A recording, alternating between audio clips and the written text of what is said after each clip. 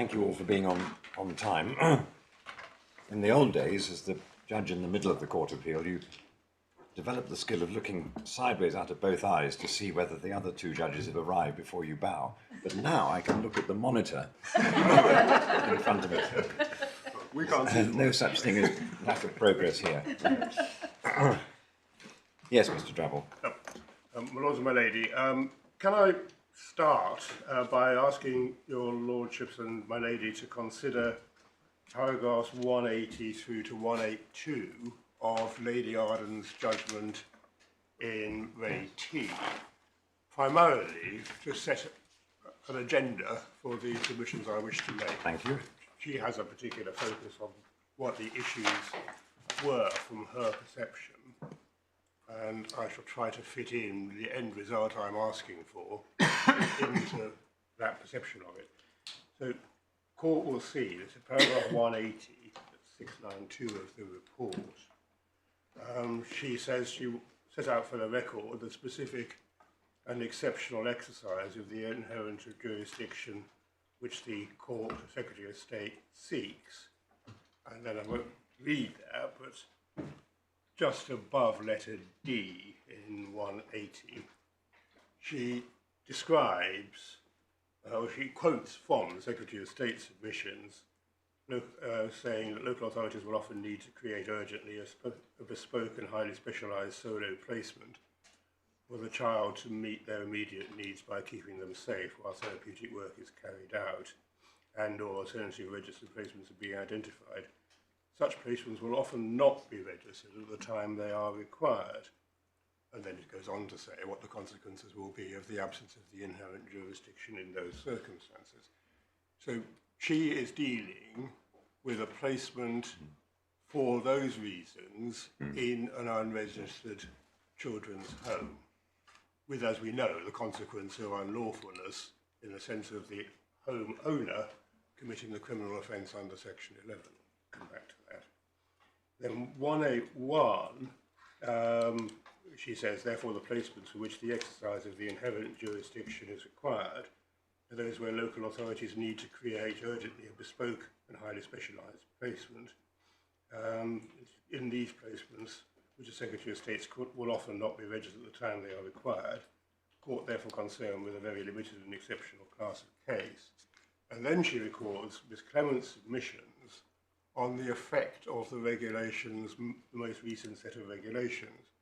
As she says, I read the paragraph I cited against the later point made in the Secretary of State submissions that the Parliament has now made statutory instrument which, as of September 21, prohibits local authorities in England from placing children under 16 years in an unregistered home. I proceed on the basis that the Secretary of State is not asking the court to exercise its jurisdiction to authorise the placement of a child under that age in an unregistered home. In this judgment, I go no further than the Secretary of State invites us to do in relation to children of 16 years and above in the passage I have set out. Any other application will need to be set out on its merits. So a number of points arise from that. First of all, it appears to be the Secretary of State's case, and certainly the working assumption of Lady Arden, that these placements were placements, and can I emphasise repeatedly the word placement, because that's quite important to these submissions. These placements were lawful at the time, immediately before the making of the amendment regulations, with no distinction, subject to the criminal offence point, with no distinction between children under 16 or over 16.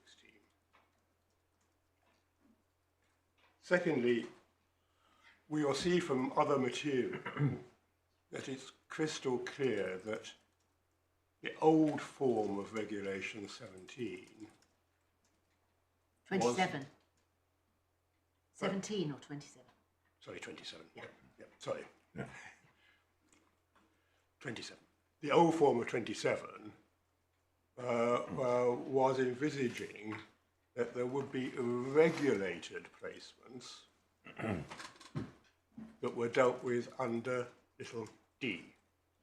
that's crystal clear. Little d has never been confined solely to unregulated placements, concerned with unregulated placements, but it also has as a very important part of the basis on which it is operated, regulated placements. Thirdly, the control as to whether anything could fall within D is in the Secretary of State's powers to make regulations governing the content of D, as we saw yesterday, repeatedly, to make regulations governing D, which is precisely what the Secretary of State has now done, as recorded in 182. So we say that the scheme, the statutory construction scheme works like this. A regulated, registered children's home falls within C, crystal clear from the wording. And a regulated but unregistered children's home was treated, we say correctly, as falling within little d, because there was nothing in the regulations, in particular the old form of Regulation 27, producing a different effect. And it's clear from the background material, which I'll take the court to in just a moment, that the scheme only worked if certain regulated placements were treated as coming in under D. I'll show the court that material in a moment. Thirdly, the control of the content of D is in the regulation-making power.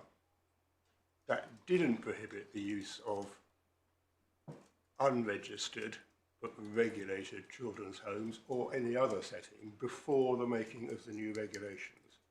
The new regulations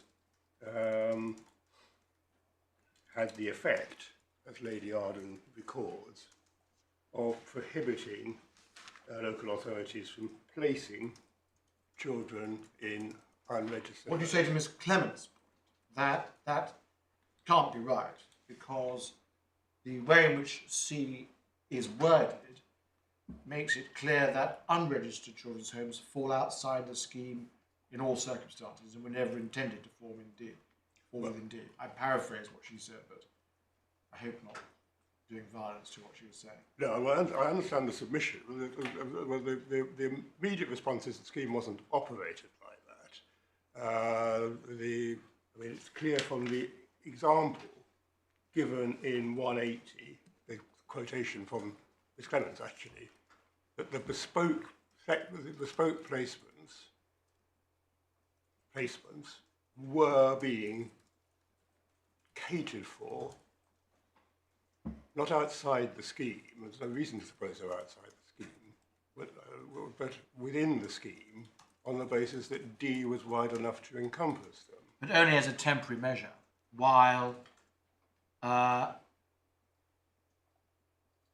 only a temporary measure, isn't that right? Well, but that's my point about the regulation-making power under D. If you, the Secretary of State, are confronted with a position where local authorities are placing children in regulated but unregistered children's homes and doing it in circumstances which you think are undesirable, then you can control that by regulations made under D, not by the natural wording of D itself. And that's precisely what happened. And what happened was the Secretary of State woke up, I think, that's too pejorative, addressed the problem, which was perceived to exist, of too large a use of unregistered children's homes for placements. Did it by banning the placements in relation to children under 16. So it produced for the first time a ban on the use of, on the placement of children in registered children's homes for those under 16. Ms. Clement says that 22C, primary legislation, had that ban all along. It was always the case But it didn't that you had to be a registered children's home to be within C. I D think was for other placements, not children's homes, not foster care. That assumes that it's legitimate. This is almost the closed list point we revisited. The submission assumes that it's legitimate to walk outside the scheme. Only where Article 2 and 3 are in peril of being breached and the approach is temporary as an emergency safety net in order to comply with convention obligations and as a public authority. Yes, but there's no need to go there until the amendment's in force. The actual answer to your ladyship's question is that C, use C, didn't ban the use of unregistered children's homes. It just says that a placement can be made in a registered children's home. What would be the point of C if D allowed all registered, all homes to be Because registered of, and unregistered? because of the control and the regulation making power. It's not a freestanding provision. It's other arrangements where it's compatible with the regulations to make those other arrangements. And so if something is happening that the Secretary of State doesn't like, he has a power by subordinate legislation to control the scope of D. Wouldn't the way of it, I'm sorry. No, no, The way of achieving that would just be not to have C at all. If you're right, what's the point of C? Because D could determine. No, C is a provision of primary legislation which makes it clear for all time until the primary legislation is amended that there is the power to place in a registered children's home, is what one would expect. What do you do if the children's home isn't registered? You have a look at the criteria which the Secretary of State has created for D, because the Secretary of State has the power to create those criteria. Well, then you just bypass C. No, only if the Secretary of State makes regulations which allow the bypass of C. As we now know, they're not bypassed in relation to children under 16 because of the ban, the new ban. Nothing has changed in relation to children 16 and over. The original 27. Yeah. Oh, was this the only regulation Yes. under The only governing regulation D? that's in play for these It was purposes. the only regulation governing how D should be applied. Well, that only applies to unregulated. Well, that's the material I want to go to now, because that leaps out, as it were, out of the wording of 27, but it's wrong. If I think it might be easier if I moved on to the next step and then revisited this. But a difficulty with the submission you've currently made is that neither before September 21 or after 21 is the category of unregistered children's homes expressly mentioned in the regulations about D. So you're based on an assumption. That's entirely correct. If the Secretary of State intended D to be used for unregistered children's homes beforehand and not now, you'd have expected it to be expressly stated one way or the other. My submission, which I made yesterday, is that one gains the Secretary of State's intention from the natural wording of the regulation above and before everything else. D on the face of it allows the use of unregistered children's homes, subject to the regulation making power in D itself. The Secretary of State in 2021 didn't think the regulation making power had been exercised fiercely enough, if I can put it like that, hence the ban. And that created a change in the existing position, a submission which is totally compatible with the consultation document, indeed driven by the consultation document that my learned friend put in. So the further building blocks I want to go to is, first of all, the content of the list in Regulation 27 large A as it finally emerged. Secondly, the explanation that the Secretary of State gave to the Scrutiny Committee as to what the position was before the regulations were made. And thirdly, the content of the consultation material that the Secretary of State took you two this morning. Okay. Is that going to encompass an analysis of what the law was before Yes, regulation? Okay. yes. I mean, not an exhaustive analysis, but yes. But just so we're clear, that before the amendments, the only regulation, relevant regulation, was 27. Yeah. And that only applied to unregulated. No. Let me do the stepping stones, and I very much got in mind your lordship's point, and the point of the stepping stones is to deal. I said it twice, didn't I? I'm sorry. Just give you a chance to respond any more effectively than the first time. I think there's a sweepstake on how long I'm going to talk for. I did say it was down to you, not me. I don't mean you personally. I mean collectively. And I don't think I'm allowed to share it. Right. Can I then do the stepping stones? If we can go to the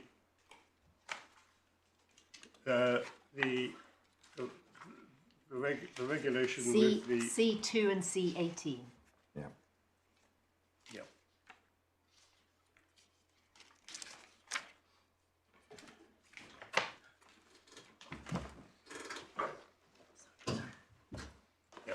Yeah, C18 is the old version of 27. What I need initially is the new version of 27. That's C2. C2. Sorry, I'm grateful. Now, the point to bear in mind is that 27 large A at C2 creates a series of exceptions, all of which relate to regulated placements. Their description differs depending on the jurisdiction that you're dealing with. So in England, it's the list with which we're familiar set out in our skeleton, all of which are regulated and explained as such to the scrutiny committee by the department. Just concentrate on Scotland. The exceptions are all in relation to regulated placements, in the sense that there is in place a regulatory regime governing them. So the position, which we can see from the next material I'm going to take the court to, was that the Secretary of State was anxious not to disturb the ability of local authorities to make cross-boundary placements. We're dealing axiomatically with a responsible authority, i.e. an English authority, see the opening words of 27 large A, but making a placement in Wales or Scotland in addition to the placements in England. Now, they're all in a regulated setting. The Secretary of State explains to the Scrutiny Committee that the purpose of the exceptions is to preserve the existing position in relation to cross-boundary placements so that they can continue. So it immediately becomes apparent, and this is the answer to your Lordship's point, that the reference to unregulated placements in the original version of 27 isn't exhaustive. Go back to it. The court has told me where to find it. C18. Yeah.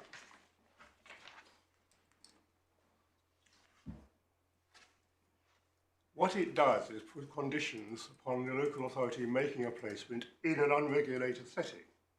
It's silent as to the cross-boundary placements that are later dealt with by the exception, but which we know from what the Secretary of State told the Scrutiny Committee were previously dealt with under D. So D was dealing, on the Secretary of State's case, and I would say as a matter of the natural construction of D, because we come back to the meaning of the word other, was dealing with everything that was not in the A, B and C list, which included regulated cross-boundary placements. Where do we find the regulations governing the regulated cross-boundary placements? You'll find the comments to the Scrutiny Committee, if I can go to that as the next stop, at very late in the authority bundle. It's D11. I'm afraid in my version it's tiny print, but I think I can just about read it. But what we want is paragraph 5, well, 4 and 5, yeah, I know, I've got it on my laptop, and it's not any easier to read. So, Sorry, D. D11, 11, thank Need you. a magnifying glass. That's the last page. 4 and 5.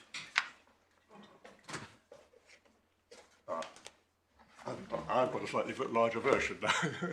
Well, Bragging rights, as it were. make us all jealous. If I read 4 and 5, your lordship concentrate. No, hard. we're all right, Mr.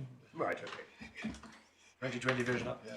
Well, 5 is the one that really matters. The instrument continues to allow placements in certain alternative regulated settings which qualify as other arrangements by exemption.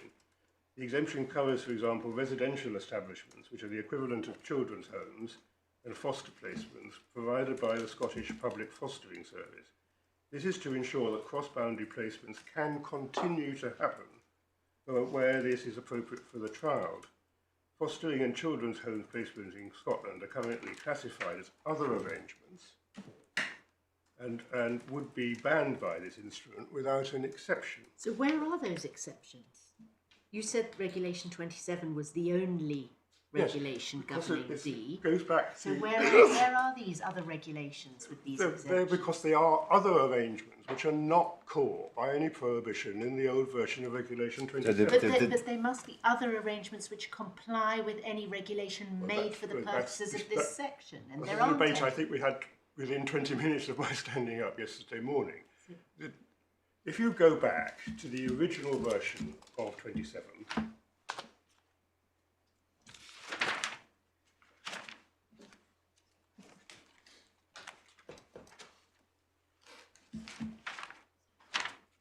it's C18. Yeah, I've even got a flag. C18. If you're unregulated, then you have to comply, you, the local authority, needs to comply with A, B and C. Yeah. If you're not unregulated, i.e. you're regulated, and you're not in the A, B and C list, there is no condition. That's what I mean by the regulation making power in D being the gateway or the control. You don't have to make a regulation authorising the use of other arrangements. If there are regulations governing the use of other arrangements, then you must comply with the conditions. That is a construction point which has bedeviled the whole approach. 27, old 27, is only relevant to unregulated settings, in which case a condition is imposed upon the use of the unregulated setting. Secretary of State has always operated the regulations on the basis that regulated settings in England, in the list of care homes, hospitals, etc., were okay, and the Scottish equivalents to care placements were okay, and the Welsh equivalent to care placements were okay. Where's the authority for that assertion or submission? The only authority you've got is the response to the scrutiny. Yes, but it is recorded in a historical position, and what's more, it's totally consistent with the consultation material the Secretary of State put in. That means you just bypass entirely C. Why do you even bother with C? Because every regulated children's home, whether it's registered or unregistered, It's regulated. will will fall within. Well, that's a C. specific You may point. as well just delete C Well, on your construction. I don't agree with that for the reasons I've already given, which I'll come back to in just a second. But the primary response is that the obvious reason for the list in 27A, forget Scotland just for a minute, just think about the list in 27A as it applies to England, is to bring in a series of regulated settings because the Secretary of State didn't want their position to be changed by the ban. So the answer to the question about where the authority is, the actual principal authority is in the shape of the new Regulation 27A. Why are the exemptions there? The exemptions are there in order to deal satisfactorily with a series of regulated settings which will be disturbed by the ban. But you're using this, a subsequent regulation retrospectively to assist your interpretation of the primary statute, aren't you? It's not a primary statute. There's no reason why you can't have an intra-vires regulation authorising the use of care homes for the under 16 or hospitals for the under 16s. The issue is what's the natural construction of 27. Of D. Let's forget the number thing. Of D. Now, on the face of it, the Secretary of State's been operating D, as he explained to the Scrutiny Committee, on the basis that he was content to see various regulated settings undisturbed by the making of the ban. Well, why aren't children's homes, which are the obvious regulated setting, but that haven't been registered, why aren't they in that list if that was the Secretary of State's real concern? Well, he does explain that in the consultation material. I mean, perhaps the answer is that I'd like to go to pages 9 and 10, I think, of the Secretary of State's consultation material. Consultation response. Response, yes, I mean, yeah, indeed. It's the document that you're taking to this morning. Yes.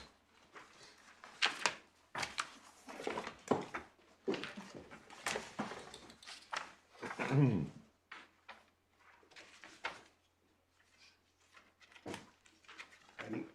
Mr. Urban took court to the paragraph under in the middle of 9. The government will be amending the Care Planning Placement and Case Review England Regulations 2010 to make it a condition of placing in other arrangements, then he said, i.e. independent and semi-independent settings, but one needs to take that with a pinch of salt given the rest of the material. Under section 22C6D, the child is aged 16 or over. Placements that fall under other arrangements that are not semi-independent or independent settings and are regulated, for example, QCQ, registered residential care homes, etc., will be exempt from the ban. The effect of this will be that local authorities must, subject to some local limited exceptions, place looked after children who are under the age of 16 in either a care home or a children's home that is registered with Ofsted. That's the summary of the effect. The ban will come into effect on September 21 following grace period exception. And then court also took, Mr. Oban also took the court to the second last paragraph on page 10.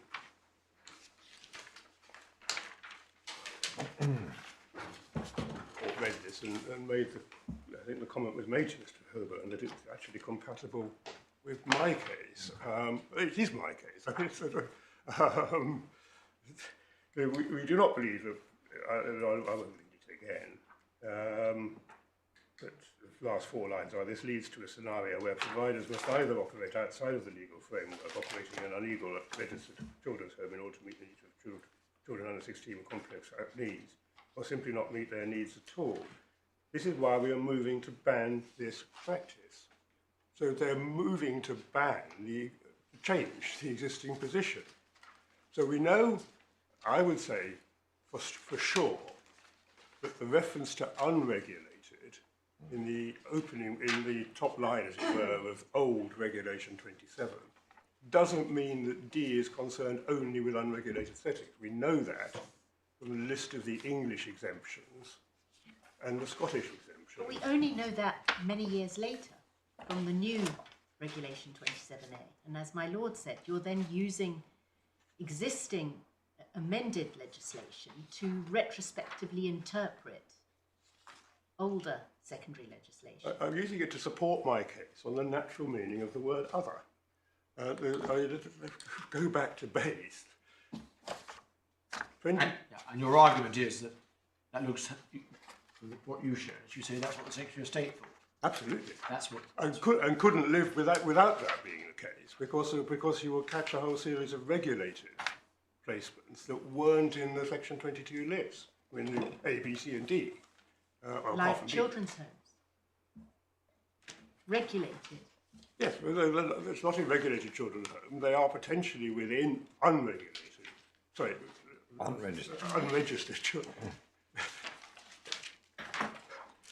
Registered children's homes that are actually registered are in Yeah. C, and that's what the Secretary of State says. He is producing an end result where for the under 16s, the effect of this is the middle, that paragraph in the middle of page 9, the effect of this will be that local authorities must, subject to some limited exceptions, place looked after children who are under the age of 16 in either foster care or a children's home that's registered. Doesn't completely silent on the position about children over 16 because regulation doesn't change the position. That's the ban that is being described on pages 9 and 10. It couldn't be a ban sufficiently extensive to ban all regulated settings that are not in the list of in the English legislation, because some of the examples are hospitals in England or whatever, and some of them are the Scottish or Welsh equivalents. Those have always been dealt with under D. If that was completely an impossible result of the natural construction of the word other, then I would have to live with that. But I say it's a straightforward construction of other, because one is looking at 3 categories and then other arrangements. And the extent to which other arrangements can cover homes which could be in C if they were registered but are not registered is a matter for control by the regulations. That's the simple. I say simple. I mean, that is our case on construction. And as you do, you're entitled to rely on page 10, the paragraph you've taken us to and we've already seen, where the Secretary of State, in express terms, says people are operating illegal, unregistered children's homes. This is why we're moving to ban this practice. Yes. And Lady Arden, paragraph 182, where there's a record, ostensibly, of the Secretary of State saying, yes, this does ban things. So I just would like Mr. Alban to be clear at some stage with me as to whether his submissions accept that was A, the Secretary of State's position in the past, and B, whether his submissions are now different. Ms. Clement made the submissions, the Secretary of This State. Yes, but it's is the a same- confusion it's the about same- council, Yeah. but I mean, it's Yeah, well, It's also same- a different same Secretary of State, client. but it's Yeah. the same. Well, you can imagine what I was just whispering to Ms. Clement is she was the counsel that is in issue in that paragraph. Of course, it's entirely up to you, but it may be that. Yes, but it is both. It's the response to the consultation as well, which may be what Lady Arden had in front of her. I don't know. My lord, what Lady Arden had in front of her is open on my screen. And I'm afraid that what happened in that paragraph is Lady Arden made the mistake that many of us have made of confusing unregistered with unregulated. Because what Lady Arden was told, and I'm reading from the submission that was And filed with there the were Secretary of only State. written submissions at this stage, weren't There there? were only written submissions, my lord. This was, as the Lordship, my Lord, Lord Justice Baker put to me earlier with the chronology, the regulations were made after the hearing in Reti. Yes. So this is the first time the Secretary of State informed the court about them. And it says, in terms, the Secretary of State decided to ban the placement of children under the age of 16 in unregulated provision. So when Lady Arden said unregistered, that did not reflect what she was told about the regulations by the Secretary of State. And I can provide the court with a copy of those. Well, I think you, having submissions if you read it would out, I think you should, if you could. So that is that's an error that's crept into the passage cited. 182. 182. Yes. That was not what Lady Arden was told about the regulations by the Secretary of State. And I know that because I told her. But you're not giving evidence. I'm not, but I'm offering to provide to the court a copy of those written submissions so the court can see for itself. Just a minute. Unregulated.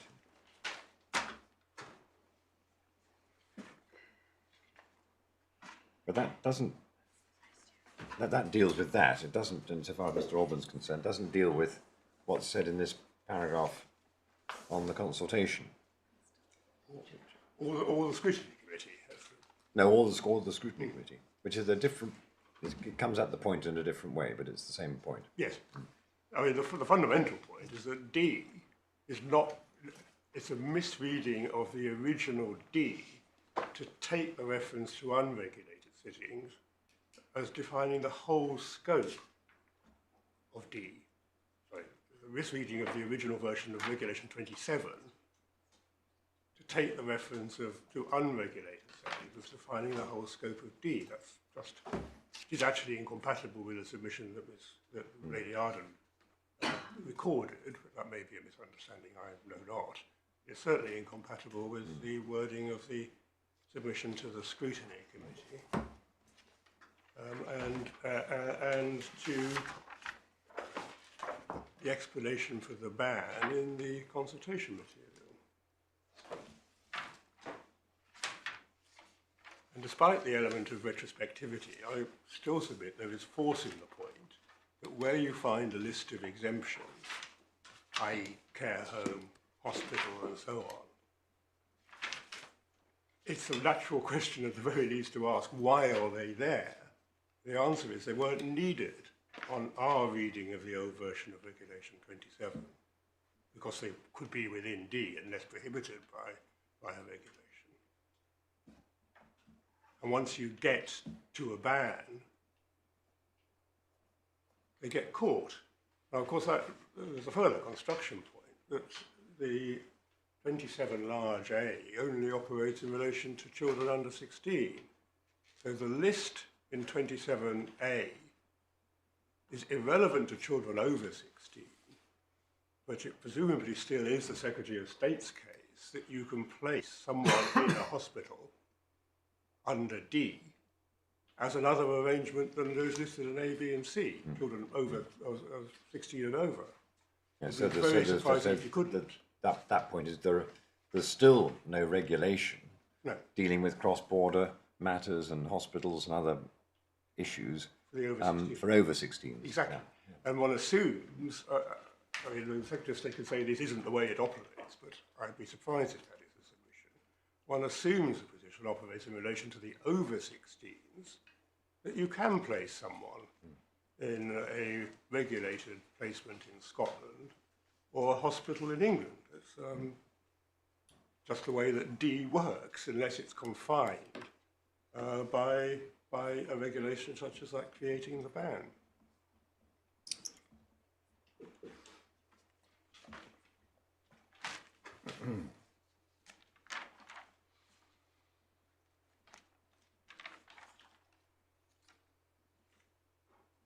So that's the reply submission on the construction issue. Yes.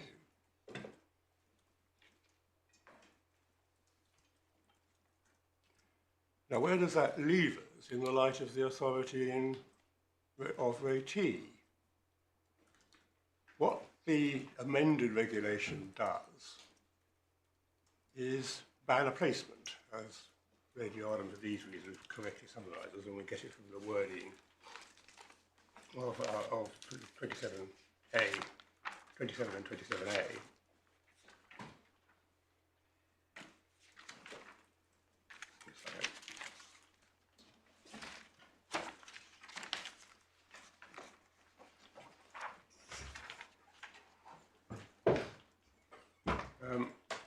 What the regulation does is prohibit the making of placements for the children under 16. And so, Learner Friend's submission, Ms. Clement's submission, was that the issue about unlawful placements was dealt with in RAT. Now, I don't accept that. We need to be rather careful about the way in which the regulations that were cited by Lady Black and the primary provisions actually operate. And just to jump to the end, it is a startling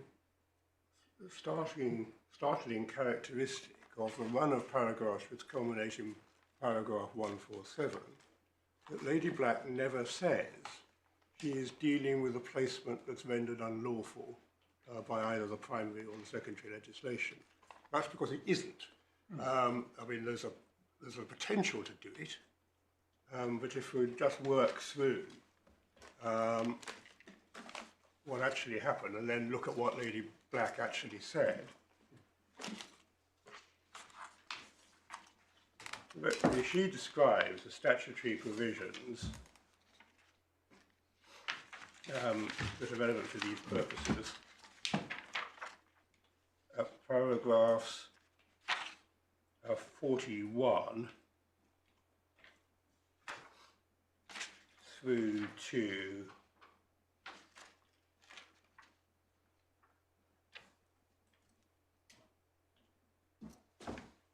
through to 43, and using the text there, which will I'm sorry, paragraphs 41, 43 43. We can do the same exercise. of Lady Black. Of Lady Black. 41 to 43. That's just a description of the statutory material. Okay. And court will see that 41(1) says that a child can only be looked after by a local, child who is being looked after by a local authority may not be placed, and if placed, may not be kept in accommodation in Wales provided for the use of restricted liberty. Now, that's the statutory prohibition that my learned friend says that Lady Black decided didn't oust the inherent jurisdiction. The precondition includes B, need to prevent injury to the child if it's kept in any other sort of accommodation, B, so just above letter C.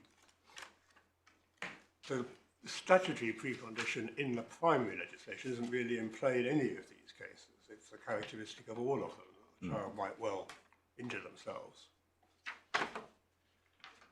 And then the regulation making power is in 7, over the page at C.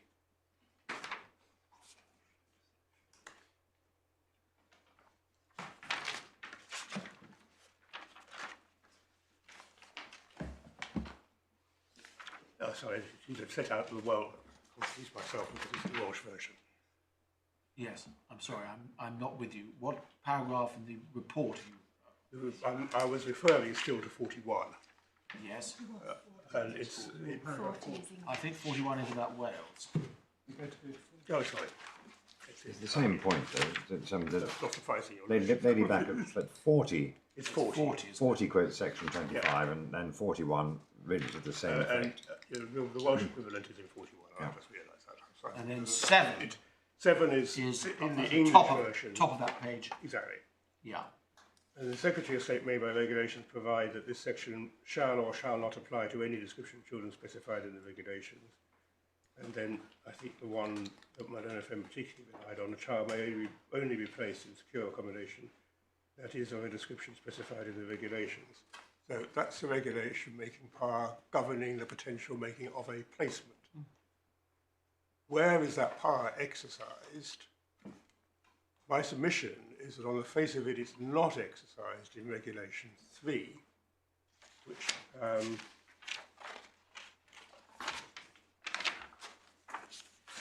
is set out at paragraph 47. It's a ban on the use. It's not concerned with the placement of the individual child. And unsurprisingly, for that reason, Lady Black does not discuss the fact that the placement is rendered unlawful by these regulations. On the face of it, it's not. The relevant regulation making power hasn't been exercised in the way in which is necessary for Ms. Clement's submission. It's enough for my purposes to just say that when one comes to the string of paragraphs that culminate in 47, we go back to those.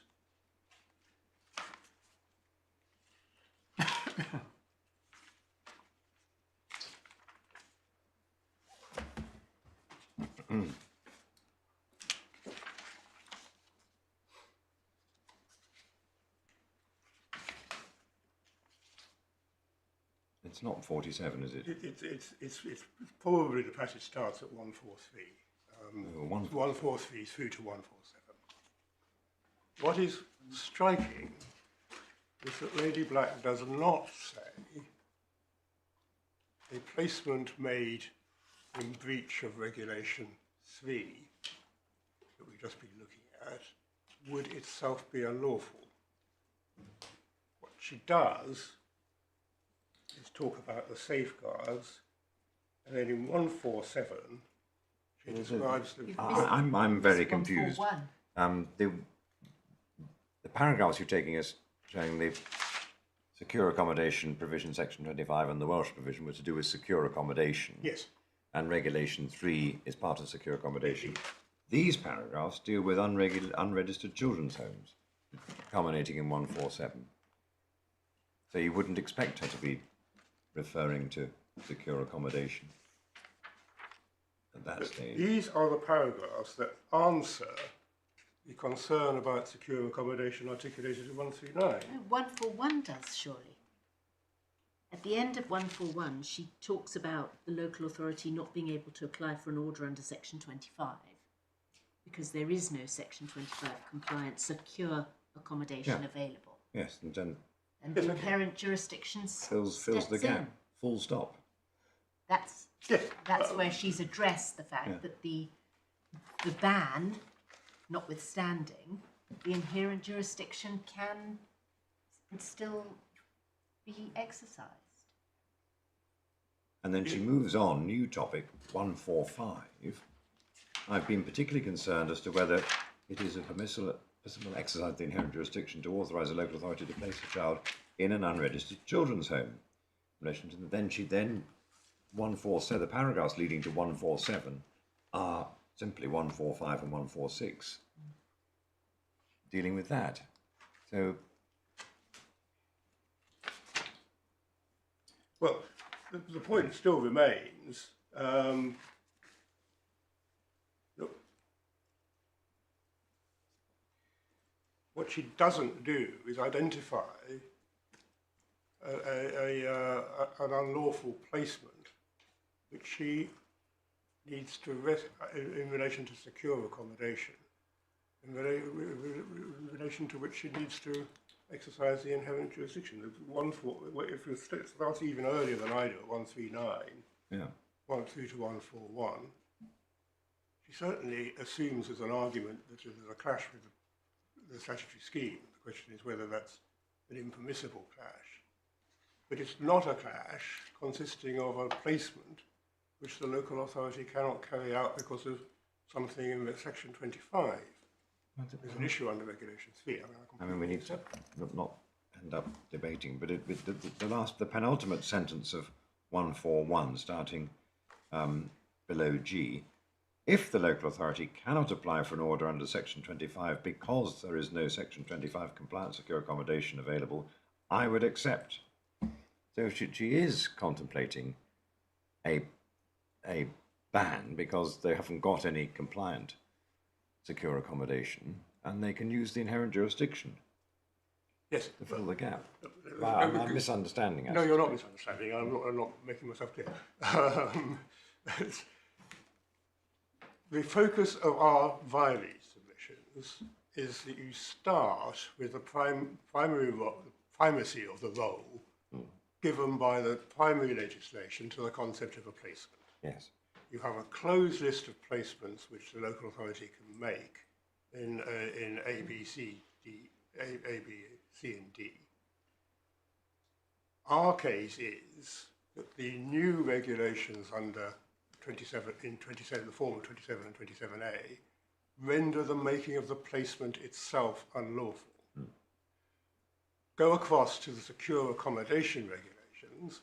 The use of the home as a secure accommodation is caught by Regulation 3, but the placement itself by the local authority is not rendered unlawful, and Lady Black never says it is. She deals with how you deal with the fact that the secure accommodation hasn't been approved and therefore is there in breach of Regulation 3. That's the submission. Yep.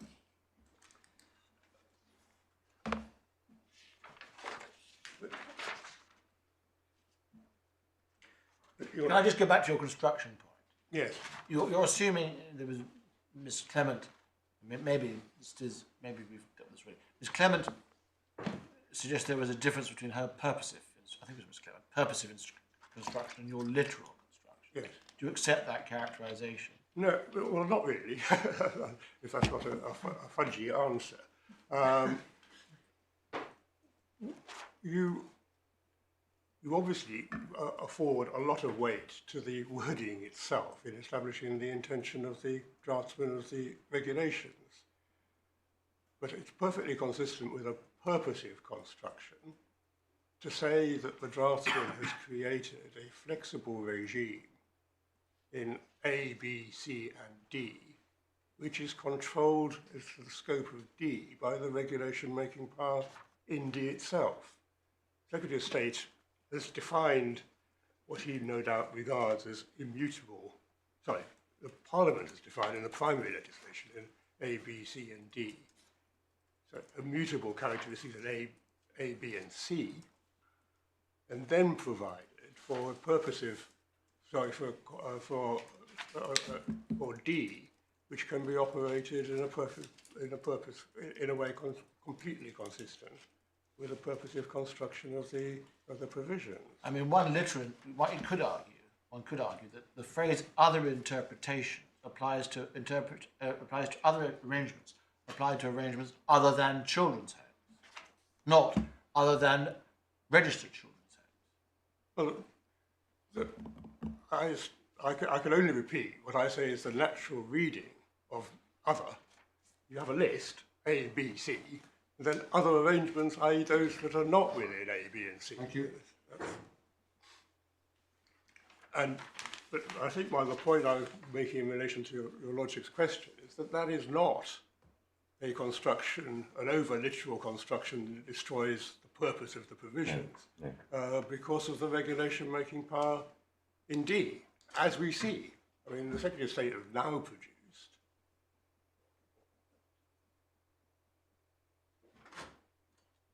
a situation which presumably is acceptable, in which a range of situations can be dealt with under D, but not for the under 16s because of the situation and regulation. So the ban itself demonstrates the benevolent flexibility of the regime itself. I suspect. Right, final point. If we are right on that construction point, and right that we're not caught by other aspects of Lady Black, then we say the new regulations will be incompatible with Article 2 or 3 rights in certain specific individual cases, as per the example in Lady Arden's judgment. Now, we say the natural way of dealing with that is to disapply the secondary legislation.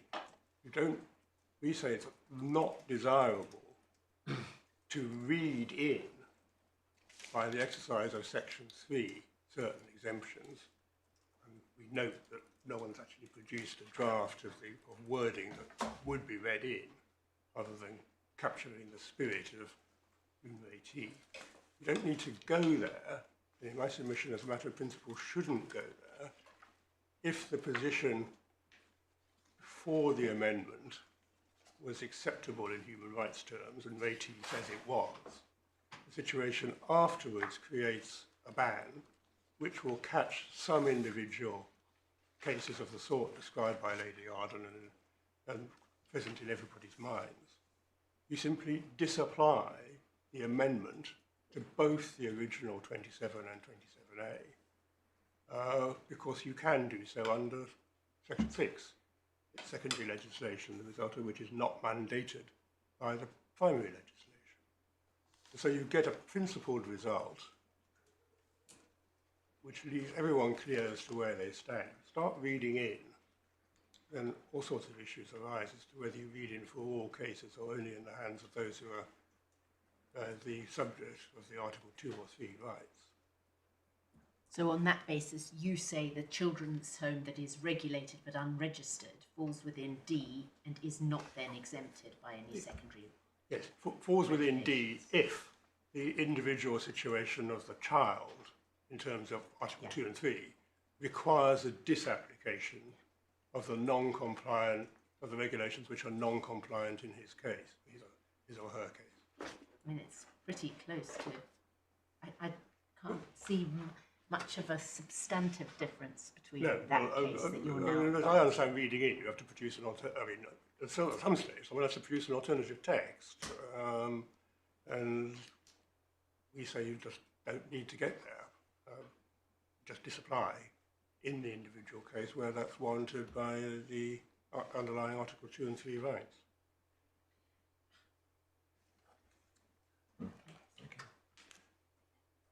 Thank you. Well, with our help, you were right to say you couldn't have completed your submissions in 15 minutes. I had a feeling that was going to happen. I think 90% of the time has been taken up by us.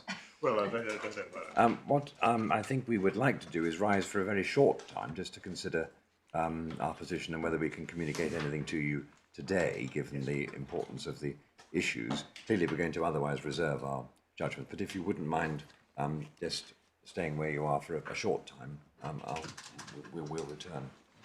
All right.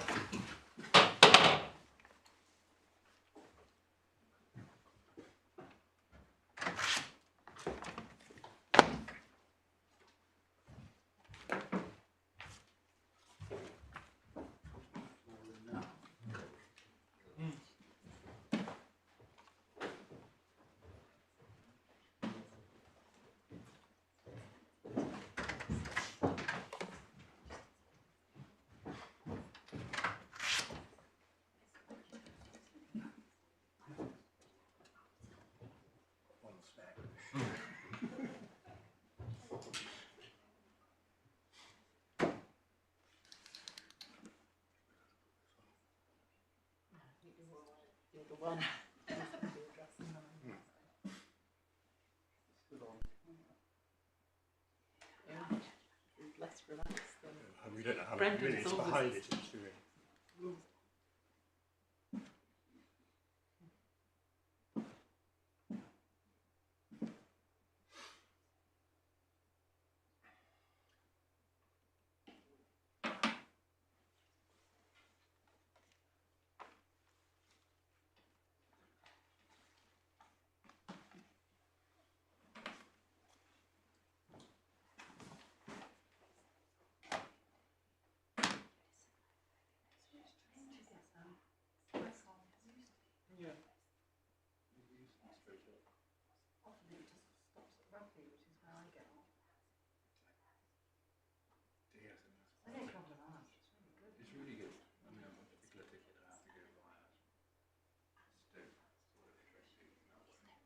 Oh, you have to check. No. Right.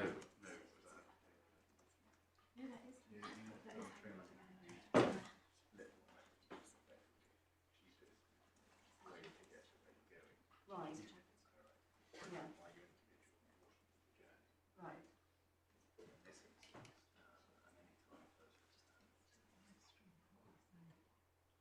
Probably don't need to know this immediately. We still leave it there.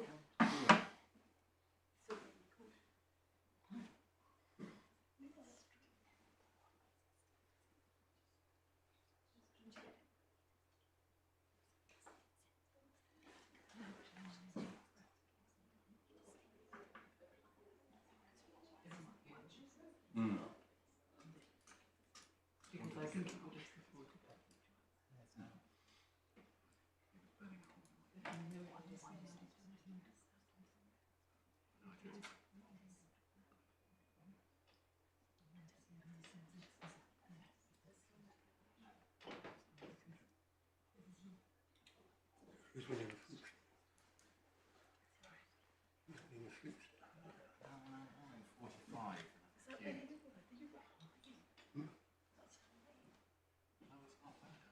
Not bad.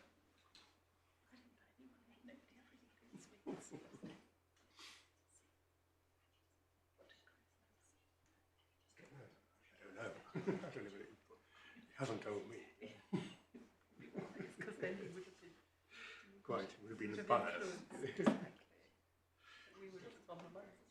When I say we, more than Sharon.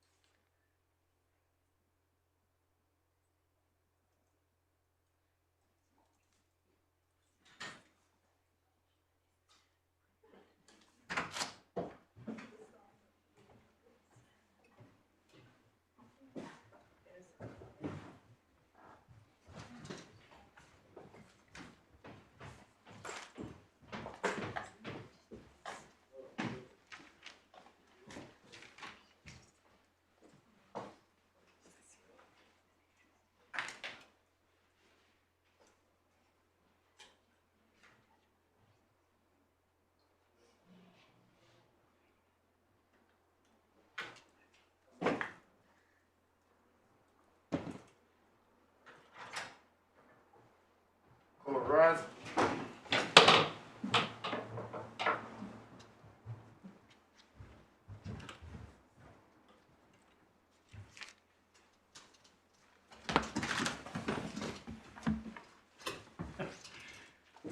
We're going to take time to consider the submissions we've heard. So what I propose to do is obviously reserve matter for judgments to be reserved. If it becomes possible for us to indicate what the outcome of the appeal is in a relatively short time, but before the judgments are available, then there may well be some merit in that, so that the system as a whole understands whether Mr. Justice MacDonald's judgment is going to stand or not. Other than that, we'll circulate our draft judgments on the usual basis, encouraging you to spot the inevitable typographical errors, but nothing more adventurous, please. And also to make sure that we've got all the options before us. Those who are arguing for words to be read in under Section 3 should please submit a short draft of the words that they say we should be considering. Do you want anything else? Good. I'm extremely grateful to all of you. Are you acting pro bono? No, No, you're not. Well, rather surprisingly. no, but I did. But normally, Tell the legal aid authority. normally those The answer is no. Normally, those who stand in your shoes in a case such as this may well be. And I just wanted to acknowledge the contribution fully beyond the call understand that that. you would have made That's if that not was the this case. But we're very grateful to all of you for the submissions that you've made, and for those behind you who prepared the case. Thank you. We'll rise. All right.